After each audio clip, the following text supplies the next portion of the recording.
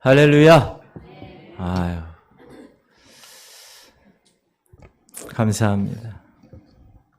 저는 오늘 어떤 옷을 입고 계시나? 여러분 어떤 옷을 입고 계십니까, 지금? 네. 영적인 옷을, 어떤 옷을 입는가에 관해서 말씀을 드려보려고 합니다. 할렐루야. 대한민국 남자가 군대를 제대하면 받는 훈련이 있습니다. 무슨 훈련이죠? 예비군 훈련. 군대도 안 갔다 오셨는데 어떻게 잘하세요? 저는 공군을 제대했고 예비군 훈련은 서울신학대학교 예비군 대대에서 훈련을 받았습니다. 그런데 그 예비군 훈련을 받으러 온 사람들, 보통 예비역이라고 하는 사람들이 다 신학대학이니까 교회 전도사들이에요. 신학을 공부한 학생들이 대부분이니까 각 교회 교육 전도사나 혹은 그런 위치에 있는 사람들이. 그런데 이른바 깨구리복인 예비군복을 입고 강당에 모여서 예비군 훈련을 받는 그 모습을 보면 교회에서 사역을 하는 주의 종이라는 생각은 전혀 볼 수가 없는 그런 정말 가관이 아닌 그런 모습을 봤습니다. 모자를 삐딱하게 써요. 이 예비군복을 입으면 탁 이렇게 안 써요. 다 이렇게 삐딱하게 씁니다. 신문 보는 사람, 심지어 그 신문을 깔고 잠을 자는 사람, 또는 기대서 책 보는 사람, 전화 거는 사람, 그때만 해도 핸드폰이 없었는데 어디서 이상한 그때 처음에 이 핸드폰이 무전기 같은 핸드폰, 전화 거는 사람, 정말로 엉망이었습니다. 이 사람들 모두가 교회에서는 예배 시간에 최대의 경건성을 유지하는 주의 종들일 텐데 그곳에서는 말 그대로 완전히 풀어 헤쳐진 예비군 아저씨들이었습니다. 자, 이 주의 종들이 왜 이렇게 망가졌을까요? 그 이유는 간단합니다. 예비군복을 입었기 때문에 그렇습니다. 우리가 어떤 옷을 입느냐, 그건 정말 중요합니다. 왜냐하면 어떤 옷을 입었는가에 따라서 그 사람의 행동가짐이 다르기 때문에 그래요. 무엇이 그런 행동을 하게 합니까? 옷이 그런 행동을 하게 하고 그렇게 사람을 만든다는 거예요. 어떤 옷을 입었는가는 그 사람의 인격을 나타내고 그 사람의 생각을 나타내고 심지어는 거창하게 말하면 그 사람의 철학까지도 보여주는 것입니다. 야한 사람은 야한 옷을 입습니다. 그래서 야한 행동이 나옵니다. 그런데 정숙한 사람은 정숙한 옷을 입습니다. 정숙한 여자는. 그래서 정숙한 행동을 합니다. 우리가 무슨 옷을 입었느냐에 따라서 그 사람의 행동이 나온다는 것입니다. 그런데 오늘 첫 번째로 하나님께서 우리에게 12절 보면 한번 읽어볼까요? 12절 시작. 그러므로 너희는 하나님의 택하사 거룩하고 사랑받는 자처럼 긍휼과 자비와 겸손과 온유와 오래 참음을 옷 입고. 여기서 하나님이 오늘 긍휼과 자비와 겸손과 온유와 오래 참음을 옷 입으라고 말씀하십니다. 그러면 우리가 긍휼과 자비와 겸손과 온유와 오래 참음의 옷을 어떻게 입을 수 있느냐? 그건 분명히 하나님 우리가 그런 옷을 입을 수 있다고 말씀하셨기 때문에 분명히 명령하신 것입니다. 그런데 전제가 있다. 그 전제가 무엇인가에 대해서 오늘 한번 말씀을 드려보도록 하겠습니다. 첫 번째는 부르심에 응답하는 믿음의 옷입니다. 우리 한번 읽어볼까요? 시작. 그러므로 너희는 하나님의 택하사 거룩하고 사랑받는 자처럼. 하나님께서 나를 택하셨다는 그 믿음, 하나님이 나를 자녀 삼아 주셨다는 그 믿음, 그것이 전제되면 오늘 이야기하는 긍휼과 자비와 겸손과 오래 참음의 옷을 입을 수 있다라는 거예요. 그 전제 조건이 하나님이 나를 택하시고 하나님의 자녀 삼아 주셨다는 사실을 내가 믿음으로 나아가는 사람, 그 사람이 하나님의 거룩한 옷을 입을 수 있는 사람이다. 그렇게 말씀하고 있습니다. 하나님은 성경에서 이렇게 얘기합니다. 시작. 그러나 너희는 택하신 족속이요 왕같은 제사장들이요 거룩한 나라요 그의 소유가 된 백성이니 이는 너희를 어두운 데서 불러내어 내어 그의 귀한 빛에 들어가게 하시니 아름다운 덕을 선포하게 하려 여러분 하시니. 지금 베드로는 너희가 택하신 족속이라고. 여러분 하나님께서 택하신 백성인 거 믿으세요? 그 믿는 믿음이 중요하다. 하나님의 왕 같은 제사장이다. 맞습니까? 우리는 하나님의 제사장으로서 직접 하나님께 들어갈 수 있는 거예요. 예수 그리스도를 통하여서. 그리고 거룩한 나라, Holy Nation. 우리는 이 안에 하나님이 우리가 완전하신 나의 우리를 다스리시옵소서, 통치하시옵소서 이렇게 찬양하는 이유가 뭡니까? 이 안에 하나님의 나라가 형성되었기 때문에 하나님이 통치하시고 하나님이 우리를 통하여서 베푸시는 그 놀라운 일들을 하나님이 우리를 통하여서 이루시기 때문에 거룩한 나라라고 이야기합니다. 그리고 하나님의 소유된 백성이다라고 얘기합니다. 우리는 세상에 속한 자가 아니에요. 하나님께 속한 자야. 그래서 하나님의 소유된 백성. 여러분 이 말씀을 믿으시죠? 이 말씀을 믿는 자가 하나님 부르심에 응답하는 믿음의 옷을 입을 수 있다. 그 믿음이 나에게 먼저 있어야 된다.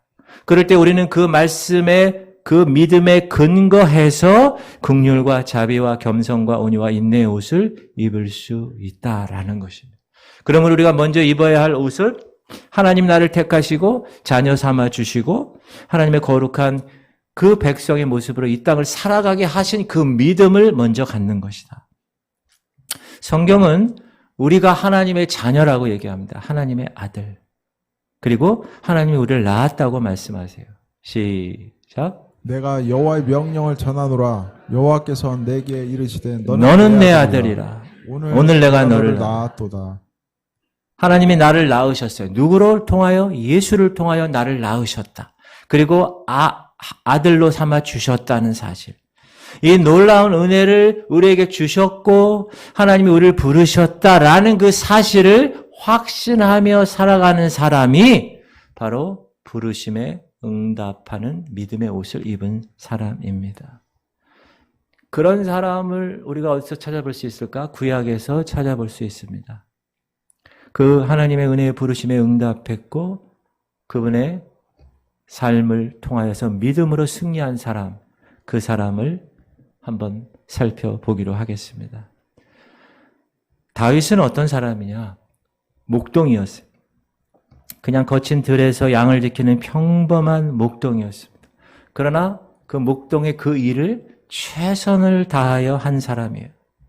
그런데 그런 와중에 블레셋이란 나라가 이 이스라엘을 침공하게 됩니다. 골리앗이라는 엄청난 괴물을 앞세우고 쳐들어옵니다. 골리앗의 키가 6규빗 한 뼘. 성경학자들마다 좀 다르긴 한데 292cm. 제가 180 정도 되니까 저보다 무려 1m가 큰 키가 아마 여기 달 것 같아요. 머리에는 노투구를 쓰고 몸에는 비늘 갑옷을 입고 그 갑옷의 무게가 놋 5,000세겔, 57kg. 여성분들 한 50kg 정도 되는 그 무게를 갑옷의 무게로 엄청나죠. 그의 다리에는 놋 각반을 쳤고 어깨 사이에는 놋 단창을 메었고 그의 창자루는 배틀째 같고 그 창날의 무게가 6,600세겔, 7kg. 그리고 완전 군장한 거대한 그 골리앗 앞에 방패를 든 자가 앞에서 경호를 하고 있는 그런 상황. 아무도 이스라엘에서는 골리앗에 맞서서 싸울 기미가 전혀 보이지 않는 상황입니다. 그 기세에 눌려서 이미 기가 죽어서 싸워 보나마나 게임이 끝이 난 것처럼 보일 정도로 이스라엘은 움츠려 있었다. 그때 이제 이 거인이 이스라엘을 능욕하기 시작합니다. 야, 너희 중 한 사람을 택해서 나와 한번 싸우자. 1대1로. 그래서 그가 나를 죽이면 우리가 너희 종이 될게. 내가 이기면 너희가 우리의 종이 되라. 오늘 한번 이스라엘 군대 모욕 내가 하니까 너희들 중에 한 사람 나와서 한번 붙어보자. 그렇게 큰 소리로 이스라엘을 모욕하고 있는 사울 왕과 온 이스라엘 사람들은 이 거대한 골리앗의 위세에 눌려서 아무 말도 못하는 그런 상황, 꼼짝 못하고 무서워 떨고 있는 상황이 된 것입니다. 그런데 다윗이 형들에게 먹을 걸 전달하려고 전쟁터 나가보니 매일 아침 저녁으로 무려 40일 동안 이 거인 골리앗이 이렇게 이스라엘 사람들을 공포 속에 밀어놓고 있는 거예요. 다윗이 가니 그날도 동일하게 이 골리앗이라는 사람이 나와서 또 그런 얘기를 하는 거예요. 이스라엘을 모욕하는 거예요. 어린 다윗이 듣습니다. 화가 납니다. 분노가 치밀어 오릅니다. 하나님이 택한 이스라엘 나라 백성들인데 이런 치욕과 모욕 우리가 받을 수 있나? 분노를 느낍니다. 그래서 이 다윗이 사울 왕에게 가서 이렇게 고백합니다. 시작. 다윗이 사울에게 말하되 주의 종이 아버지의 양을 지킬 때 사자나 곰이 와서 양떼에서 새끼를 물어가면 내가 따라가서 그것을 치고 그 입에서 새끼를 건져내었고 그것이 일어나 나를 해하고자 하면 내가 그 수염을 잡고 그것을 쳐 죽였나이다. 주의 종이 사자와 곰도 쳤은즉 살아계신 하나님의 군대를 모욕한 이 할례받지 않은 블레셋 사람이리까 그가 그 짐승의 하나와 같이 되리이다. 또 다윗이 이르되 여호와께서 나를 사자의 발톱과 곰의 발톱에서 건져내셨은즉 나를 이 블레셋 사람 건져내시리이다. 사울이 다윗에게 이르되 가라 여호와께서 너와 함께 계시기를 원하노라. 자, 이 고백에서 주목해야 될 대목이 있습니다. 따라합시다. 건져내셨고 또 건져내시리이다.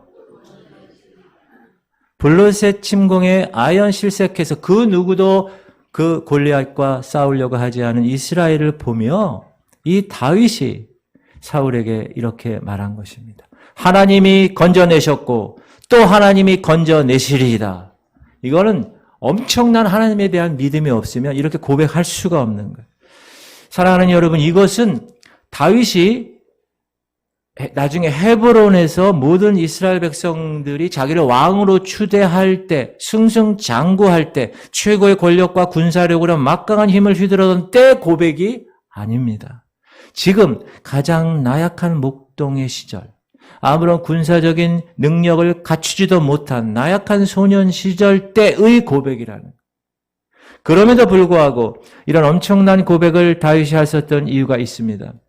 그 말 그대로 이런 거예요. 믿음이라. 내가 하나님의 백성이야. 나는 하나님의 택한 족속이다. 나는 하나님의 왕 같은 제사장이야. 나는 거룩한 나라요. 나는 하나님의 소유된 백성이야. 라는 절대적인 하나님 부르심에 대한 응답의 믿음이 그 안에 있었기 때문입니다. 여러분, 부르심에 대한 확신, 철저한 확신, 이게 얼마나 우리 신앙인들에게 중요한 건지 모릅니다. 그래서 다윗은 이렇게 선언할 수 있었어요. 시작. 다윗이 블레셋 사람에게 이르되 너는 칼과 창과 단창으로 내게 나아오거니와 나는 만군의 여호와의 이름 곧 네가 모욕하는 이스라엘 군대의 하나님의 이름으로 내게 나아가노라. 오늘 여호와께서 너를 내 손에 넘기시리니 내가 너를 쳐서 내 목을 베고 블레셋 군대의 시체를 오늘 공중의 새와 땅의 들짐승에게 주어 온 땅으로 이스라엘의 하나님이 계신 줄 알게 하겠고 또 여호와의 구원하심이 칼과 창에 있지 아니함을 이 무리에게 알게 하리라. 전쟁은 여호와께 속한 것인즉 그가 너희를 우리 손에 넘기시리라. 여호와께서 너를 내 손에 넘기시리니 내가 너를 쳐서 네 목을 벨 것이야. 여러분, 이거는 아직 그렇게 되지 않은 상황에 얘기한 거예요. 무슨 말이에요? 믿음으로 선포한 거예요. 이렇게 외치고 어린 소년 다윗은 사울왕이 준 익숙하지 않은 그 모든 갑옷 다 뒤로 하고 자기 손에 익숙했던 물맷돌 5개를 가지고 나가서 그 중에 처음 1개를 가지고 골리앗의 이마에 적중해서 골리앗을 물리치게 됩니다. 우리는 너무나 잘 아는 장면이죠. 사랑하는 성도님들, 여기서 다윗은 하나님으로부터 부르심을 받은 자로서의 합당한 믿음을 가졌기 때문에 그렇게 선포할 수 있었던 거예요. 그렇게 영적 전쟁에서 이길 수 있다는 그 믿음을 가졌기 때문에. 왜 그렇죠? 전쟁은 하나님께 속한 것이기 때문에. 그러므로 무기가 중요한 게 아니라, 갑옷이 중요한 게 아니라 하나님이 나를 통하여 싸울 것이라는 그 믿음, 그것이 중요하다. 할렐루야. 할렐루야. 로마서에 보면 시작. 그런즉 이 일에 대하여 우리가 무슨 말 하리요? 만일 하나님이 우리를 위하시면 누가 우리를 대적하리요? 여호와께서 너희를 위하여 싸우시리니 너희는 가만히 있을지니라. 사랑하는 성도님들, 하나님이 나를 부르셨다라는 것을 인식하며 살아가는 사람들은 결코 영적으로 흐트러지지 않습니다. 하나님이 나를 부르셨다라는 것을 생각하며 살아가는 사람은 그 사명의 옷을 입고 오늘도 살아가는 거예요. 하나님이 나를 정말 주님의 자녀로 부르셨다라는 것을 인식하며 살아가는 백성들은 하나님을 향한 그 충성의 그 흔들리지 않는 그 믿음, 그것을 가지고 그 사명을 감당하는 겁니다. 사랑하는 성도님들, 하나님이 여러분 부르셨어요. 믿으십니까? 그 믿음, 그리고 그 믿음과 함께 하나님이 나를 지금 보고 계시고 하나님이 나의 모든 것을 바라보시며 지켜보신다라는 것을 의식하며 살아가는 삶, 그것이 하나님이 오늘 여러분에게 이야기하는 믿음의 옷입니다. 하나님의 백성들은 무슨 옷을 입어야 할까요? 하나님이 부르셨기에 나는 그분의 임재 앞에 날마다 믿음으로 승리하는 삶을 살겠다라고 선포하고 나아가는 삶, 그 믿음의 옷입니다. 여러분, 그런 옷을 입으실 수 있기를 주의 이름으로 축원합니다. 그게 하나님의 자녀의 입어야 할 옷이다. 두 번째는 예수 그리스도 그분을 통하여 이루어지는 평강의 옷이라는 거예요. 오늘 15절 보면 시작. 그새 평강이 너희 마음을 주장하게 하라. 너희는 평강을 위하여 한 몸으로 부르심을 받았나니 너희는 또한 감사하는 자가 되라. 저와 여러분은 태어난 곳도 다르고 살아온 환경도 다릅니다. 그럼에도 불구하고 우리가 한 몸으로 이 지구촌 성결교회라는 곳에서 부르심을 받고 신앙생활을 하고 있습니다. 그 이유가 뭐라고 그랬다고요? 오늘 그리스도 예수의 평강이 우리의 마음을 주장하도록 하기 위해서다. 이 말씀을 우리가 깊이 살펴보면 우리가 누릴 수 있는 평강은 그리스도 예수 안에서만 경험할 수 있는 은혜라는 사실을 알 수 있습니다. 지금 이 시대를 살아가는 저와 여러분에게 있어서 얼마나 큰 위로가 되는 말씀인가. 왜요?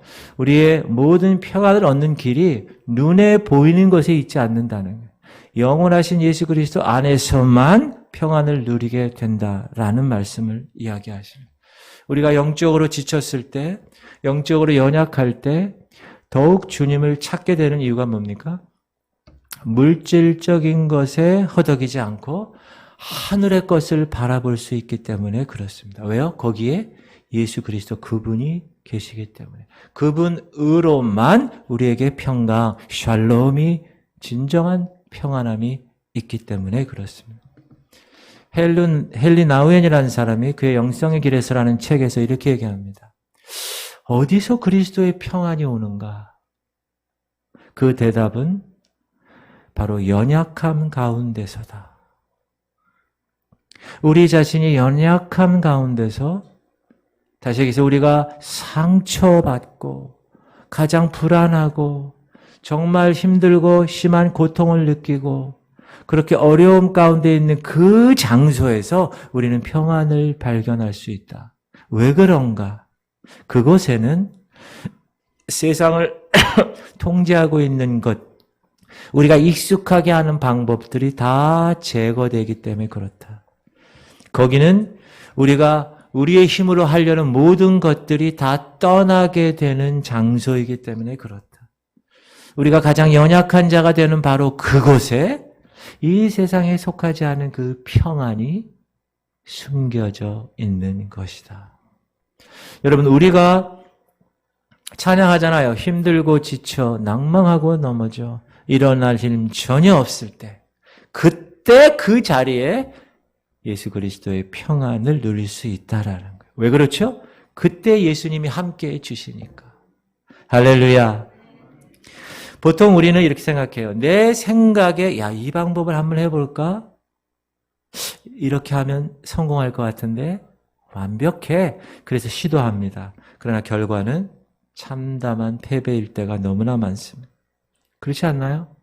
참담한 패배를 당하고 나서야 비로소 그 다음부터는 나를 보지 않고 주님을 바라보게 됩니다. 여러분, 이게 은혜예요. 이게 광야 생활에서 우리가 하나님께 경험될 수 있는 은혜라는 거예요. 그 현장이, 그 참혹하게 실패한 그 현장이 주님이 나의 손을 잡아 일으켜 주시는 현장이고, 그 현장이 주님이 나와 함께 계시는 현장이고, 그곳에서 그 세상에 누릴 수 없고 이해할 수 없고 감당할 수 없는 그 하나님이 주시는 평안함을 우리가 얻을 수 있는 거예요. 할렐루야. 그런 평안함이 여러분에게 전달되기를 주의 이름으로 축원합니다. 바울을 보면 사도행전 27장 이 바울의 후반부, 바울의 말년을 보면 이제 모든 전도를 다 마치고 최종 목적지에는 로마로 바울이 하나님의 뜻에 따라 압송되어 갑니다. 죄수로. 그런데 가는 도중에 지중해 바다에서 폭풍우를 만납니다. 유라굴로라는 폭풍우. 이 폭풍이 얼마나 몰아치는지 배에 타고 있는 사람들이 다 아우성입니다. 죽게 되었다고. 저도 배를 많이 타보지 않았는데 그중에 기억나는 거는 막 이 파도가 치면요. 이 속이 일단 먼저 안 좋고 머리가 안 좋고 막 토하고 뭐 진짜 안 좋더라고요. 너무. 그리고 점점 커지면 죽음의 공포가 가득 차는 게 당연한 겁니다. 지금 그런 상황이에요. 바울과 그 배에 탄 모든 사람들이 죽음의 공포에 짓눌려 있는 상태예요. 그런데 사도행전은 이렇게 묘사합니다. 시작. 여러 사람이 오래 먹지 못하였으며 바울이 가운데 서서 말하되 여러분이여 내 말을 듣고 크레데에서 떠나지 아니하여 이 타격과 손상을 면하였더라면 좋을 뻔하였느니라. 내가 너희를 권하노니 이제는 안심하라. 너희 중 아무도 생명에는 아무런 손상이 없겠고 오직 배뿐이리라. 내가 속한 바 곧 내가 섬기는 하나님의 사자가 어젯밤에 내 곁에 서서 말하되 바울아 두려워하지 말라.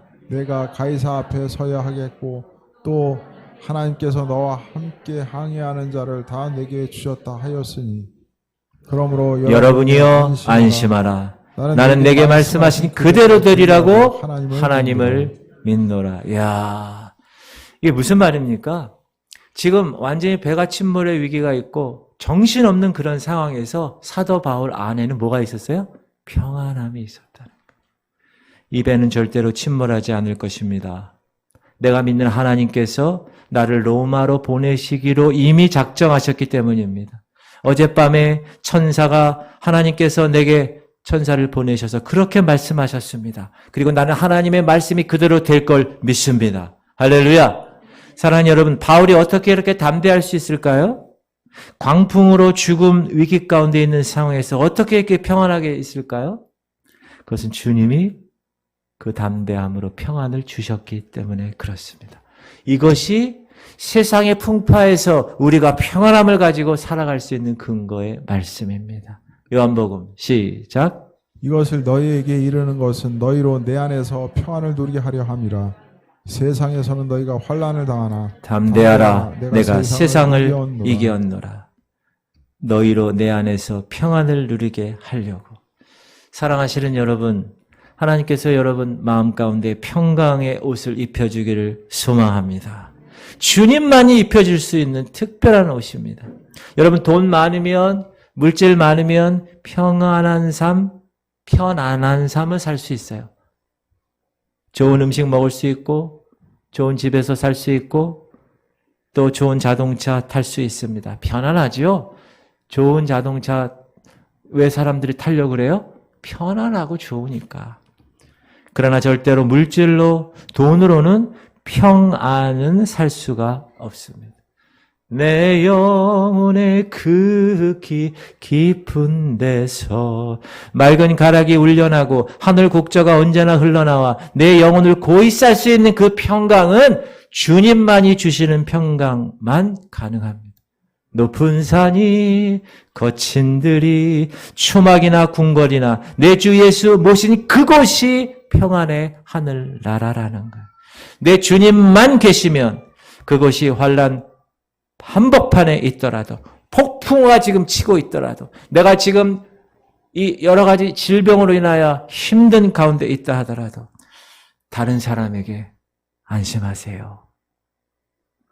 로마까지 갈 수 있어요. 그걸 믿으세요. 라고 말할 수 있게 되는 거예요. 할렐루야. 여러분이 고통 가운데 있을 때 다른 사람이 그 고통과 함께 고통받을 때 그렇게 얘기할 수 있는 거예요. 걱정하지 마세요. 하나님께서 저에게 샬롬, 평강의 마음을 주셨습니다. 읽어볼까요? 시작. 예수께서 또 이르시되 너희에게 평강이 있을지어다. 아버지께서 나를 보내신 것 같이 나도 너희를 보내노라. 우리 주 예수 그리스도로 옷 입는다는 것은 예수 그리스도 그 부르심에 믿음으로 반응하고 그리고 그 분 안에서만이 진정한 평강을 누리며 사는 삶. 그것이. 눈에 보이는 환경은 유라굴로 풍랑으로 인해서 배는 파손됐고 바다에 빠져 죽을 것 같은 상황이에요. 눈에 보이는 현상은. 그러나 본질은 하나님 자녀만이 누릴 수 있는 그 평강함 가운데 살아갈 수 있다.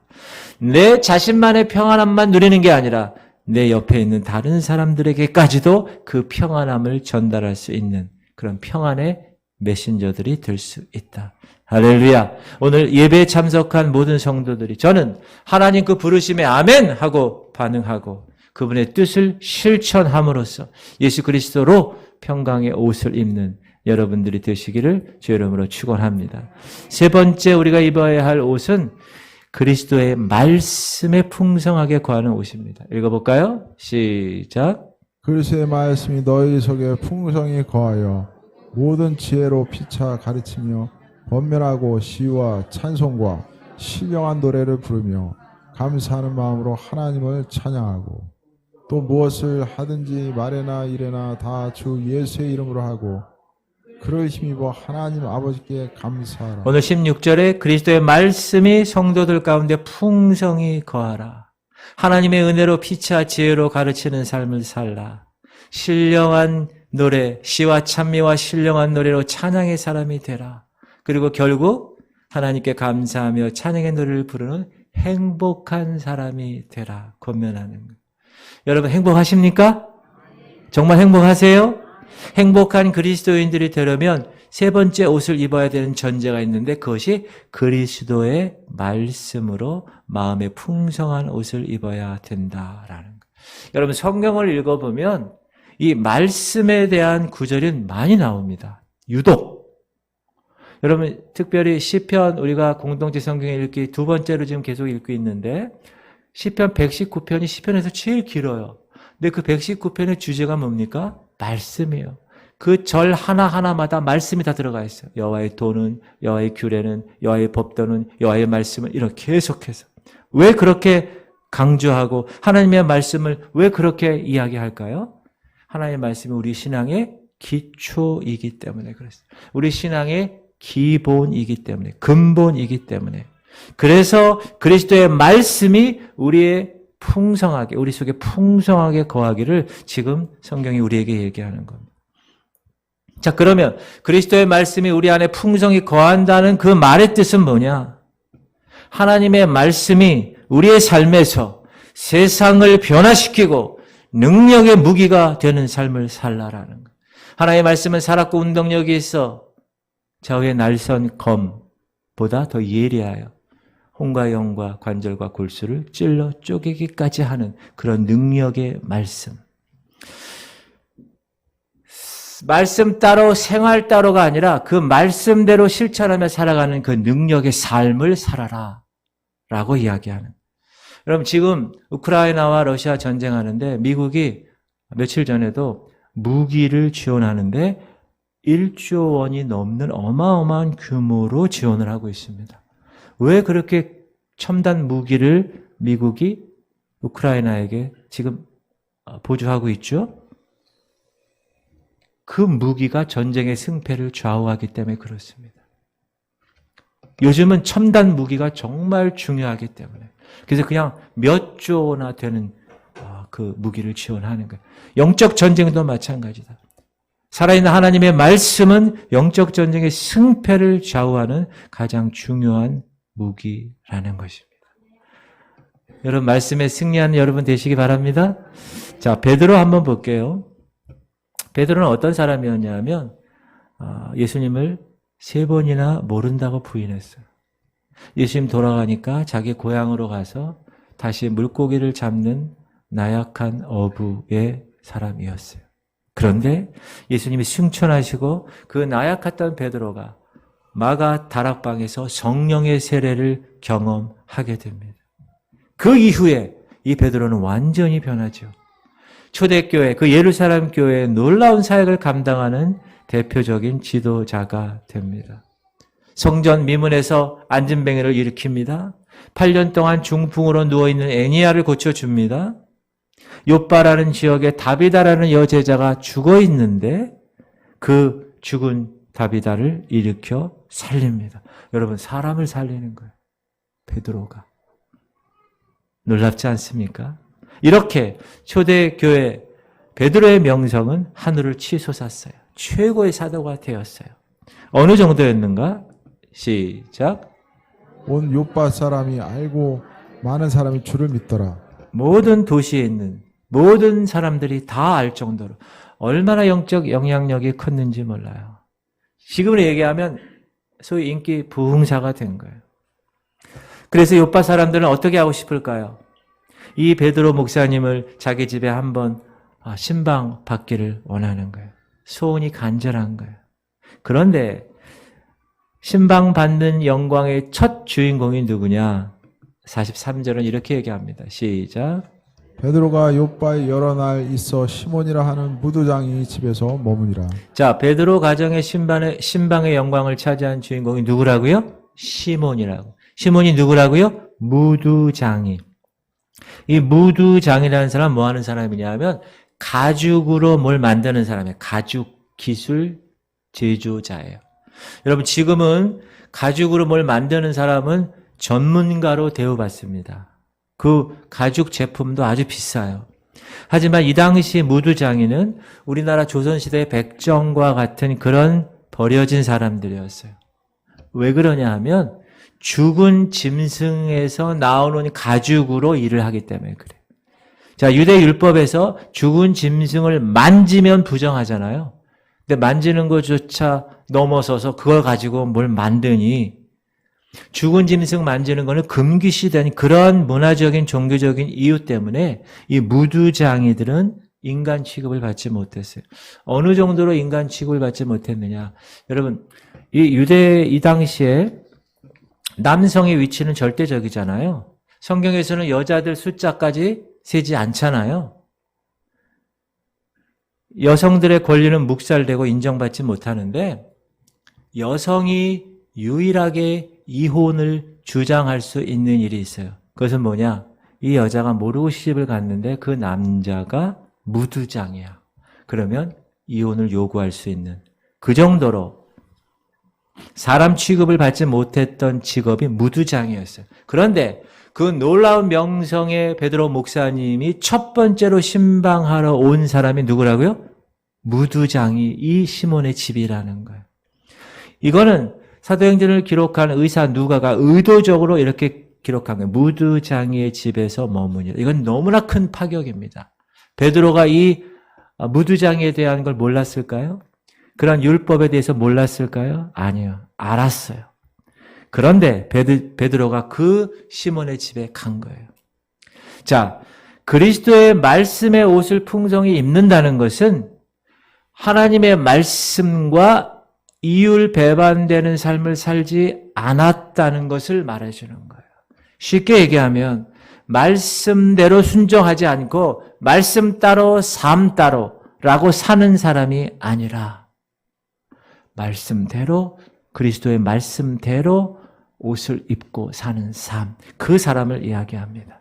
왜냐하면 유대인들은 죽은 짐승 만지는 거 부정하게 생각했지만 그 가죽으로 만드는 그 물건들, 그것은 아주 좋아하고 아주 선호했다는 거예요. 이율배반적이죠. 이것을 누가라는 사람이 베드로의 사역을 통해서 사도행전에서 이렇게 비난하고 있는 거예요. 여러분, 우리가 하나님 말씀을 지금 암송합니다. 그리고 하나님 말씀을 묵상하고 읽습니다. 그런데 삶은 그 말씀대로 그렇게 살지 않아요. 살아내질 않아. 그런 사람이 바로 지금 유대인들처럼 말씀 따로, 생활 따로, 교회에 있을 때 따로, 직장에 있을 때 따로, 목사님 앞에 있을 때 따로, 자기 식구들 앞에 있을 때 따로의 그런 모습으로 살아간다. 이런 모습은 예수님 당시에 얼마나 싫어했는지 몰라요. 극도로 싫어했습니다. 위선자로. 시작.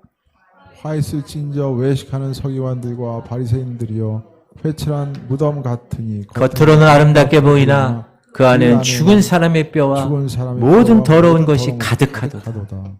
28절. 이와 같이 너희도 겉으로는 사람에게 옳게 보이되 안으로는 외식과 불법이 가득하도다. 뱀들아 독사의 새끼들아, 너희가 어떻게 지옥의 판결을 피하겠느냐. 말씀 따로 삶 따로 이런 위선의 삶을 살아가는 사람은 강력하게 주님이 저주하셨어요. 뭐라고요? 뱀들아, 독사의 새끼들아, 너희가 어떻게 지옥의 판결을 피하겠느냐. 무슨 말이에요? 지옥 간다는 거예요. 그러므로 우리가 말씀을 암송하고 말씀을 알고 그 말씀을 선포하고 그렇게 살아가요. 좋아요. 그러나 우리가 그 말씀대로 살아내지 못한다. 그거는 문제가 있다.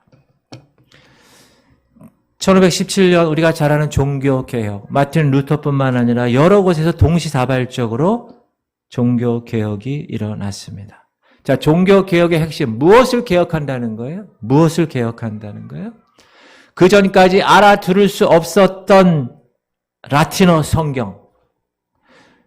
예배에 가서 이렇게 앉아있으면 이 신부, 이 사제는 뭐라 그래요? 계속 라틴어로 얘기해. 그 여기 성도들은 라틴어를 알아요? 몰라요? 몰라요. 그러면 성도들은 가만히 눈 뜨고 오늘 신부님이 오늘 머리가 어떻게 잘 다듬어졌네? 뭐 이런 것만 생각하는 거예요. 그러니까 어떻게 해요? 스테인드 글라스 만들고 성상 만들고 보이는 그림 만들고 이런 것만 보여주는 거예요. 그런 것에서 어떻게 하자? 개혁을 하자. 영국 사람은 영국말로, 독일 사람은 독일어로, 프랑스 사람은 불어로 성경 읽고 설교를 들을 수 있어야 된다. 그것이 종교개혁의 핵심이었습니다. 오직 믿음, 오직 은혜, 오직 성경. 여러분, 기독교는 카톨릭처럼 예전적인 종교가 아닙니다. 기독교는 말씀의 종교예요. 그런데 너무 아이러니한 일들이 일어나는데 그런 말씀을 외치며 튀어나온 개신교, 이 성도들이 자신들이 몸담고 있는 교회에서 나와서 다시 천주교로 개정하는 그런 일이 너무 많이 일어나고 있어요, 요즘. 교회가 싫다는 거예요. 왜 싫으냐 물으면 교회에서는 뭐 이렇게 하지 말라는 것이 많다는 거예요. 술 먹지 마라, 담배 피지 마라, 세상적으로 내가 하고 싶은 거 하지 말라. 그래서 에이, 교회 안 다녀. 성당으로 가야지. 이렇게 개종하는 사람의 숫자가 많아지고 있다는 거예요. 여러분, 그 이유가 뭔지 아세요? 왜 그런지 아십니까? 말씀대로 사는 것이 싫기 때문에 그래요. 사랑하는 성도님들, 생명이 뭡니까? 말씀이 생명이 아니라 말씀대로 사는 것이 생명입니다. 말씀이 능력이 아니라 말씀대로 사는 것이 능력입니다. 그래서 저는 여러분이 이 자리에 모인 성도님들이 예수님 말씀에 풍성히 거하여 말씀 따로 삶 따라가 아니라 그 말씀대로 삶을 표현하고 살아가실 수 있는 그런 말씀의 옷, 세상을 변혁시키고 그 말씀의 능력으로 모든 것들을 다 하나님이 원하시는 대로 변화시키는 그런 말씀의 옷을 입는 주인공들이 다 되시기를 주의 이름으로 축원합니다. 할렐루야. 마지막으로 우리가 입어야 할 옷은 예수의 이름의 옷입니다. 17절이에요. 시작. 또 무엇을 하든지 말에나 일에나 다 주 예수의 이름으로 하고 그를 힘입어 하나님 아버지께 감사하라. 무슨 일을 하든지 예수의 이름으로 하고 말이든지 일이든지 예수의 이름으로 하라는 것. 오늘의 언어로 표현하면 이 성도의 자존심 잃지 말아라.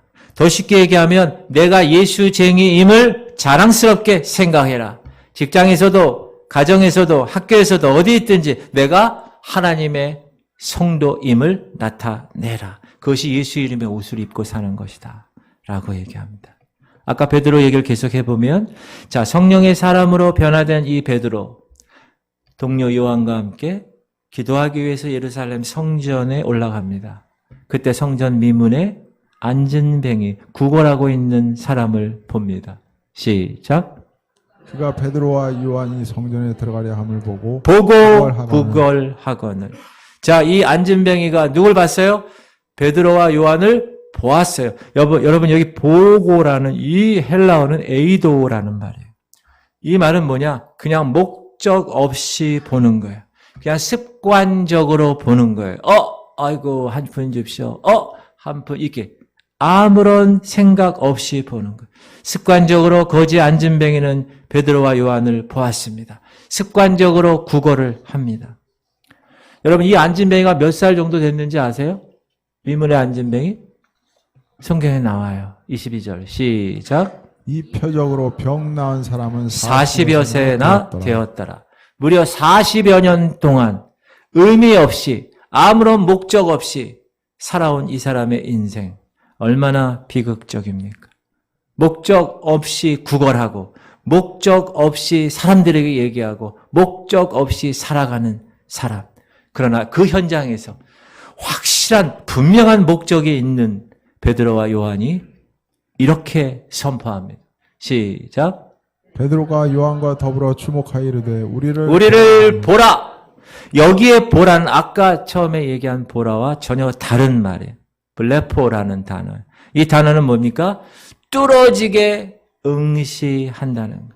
주목한다는 거예요. 목적을 가지고 정확하게 대상을 바라본다는 거예요.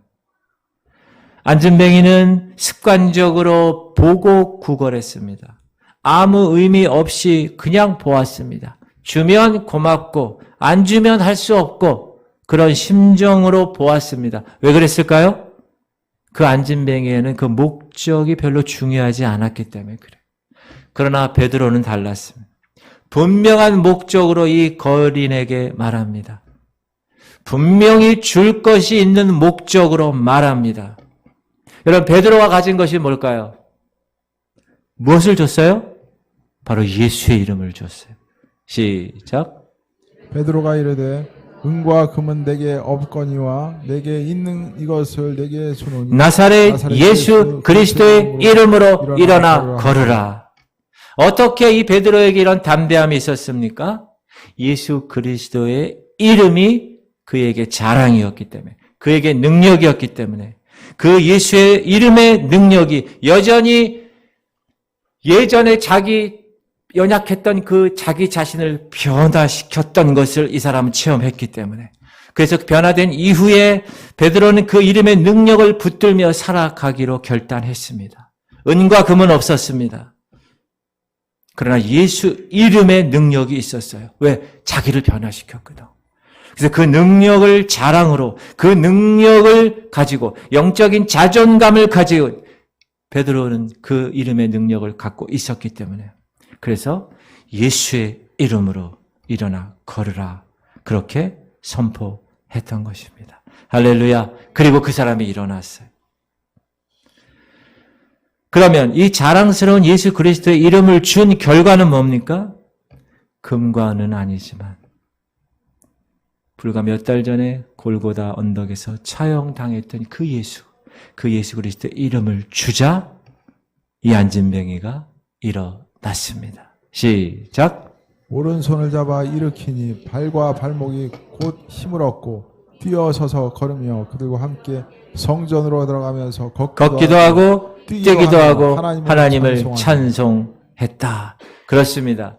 예수 그리스도의 그 이름을 믿고 경험한 사람, 그 사람은 반드시 그의 이름으로 그의 삶에 놀라운 승리가 따르게 되는 것입니다. 할렐루야. 그 이름이 우리의 능력이 되는 거예요. 그 예수의 이름이 우리의 생명이 되고 그 예수의 이름이 우리의 소망이 되기 때문에 저는 지구촌교회 목사로서 사랑하는 우리 성도님들이 무엇을 하든지 예수의 이름으로 행하고 그리스도인의 영적인 자존감을 지켜나가기를 주의 이름으로 축원합니다. 그것이 우리가 입을 옷이기 때문에 그렇습니다. 할렐루야. 우리가 입어야 할 네 가지. 하나님의 콜링, 부르심에 응답하는 믿음의 옷.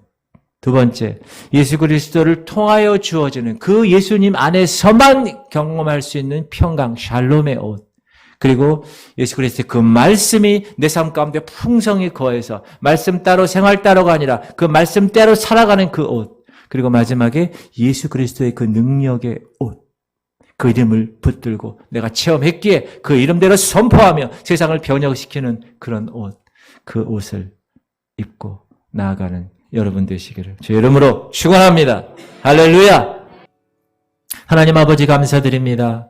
오늘도 말씀으로 깨닫게 하심을 감사드립니다. 하나님 모든 성도들이 하나님의 부르심에 그 콜링에 대한 확실한 합당한 옷을 입고 하나님이 나를 택하셨고 나를 자녀 삼아 주셨고 하나님이 나를 거룩하게 하신 그것을 믿고 그 믿음의 옷을 입고 하나님 나아가게 하여 주시옵소서.